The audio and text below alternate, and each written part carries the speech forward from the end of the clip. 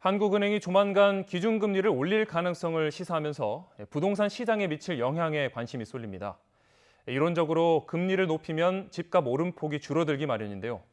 다만 지금 같은 상황에선 금리 인상만으론 시장에 미칠 영향이 크지 않다는 분석도 나옵니다. 조태현 기자가 보도합니다. 경기 침체에 대응하기 위해 저금리 정책을 이어온 한국은행. 지난해에는 코로나19 사태까지 터지면서 기준금리는 역대 최저인 연 0.5%까지 낮아졌습니다. 일반적으로 기준금리를 낮추면 돈의 흐름이 빨라져 경기 활성화를 기대할 수 있게 됩니다. 반면 이자 부담이 줄어 가계 부채가 늘고 부동산 같은 자산 가격이 들썩이는 부작용이 생깁니다.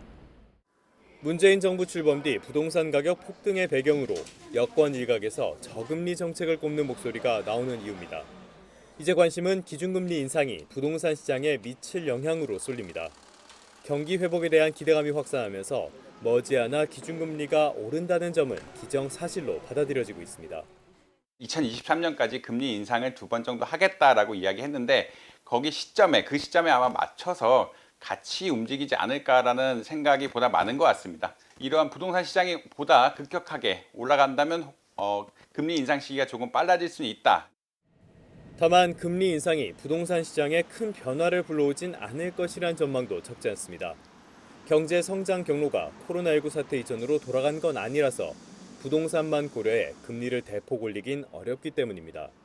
무엇보다 제때 공급에 나서지 않은 정책적 실기가 부동산 시장 불안의 가장 큰 원인인 만큼 금리 인상 효과는 제한적일 것이란 관측이 많습니다. 실제로 최고점에 다다랐다는 정부의 경고에도 집값 오름세는 좀처럼 꺾일 조짐을 보이지 않고 시장을 바라보는 소비자들의 시선을 수치화한 매매시장 심리지수는 기준금리 인상이 가시화된 지난달에 오히려 상승폭을 키웠습니다.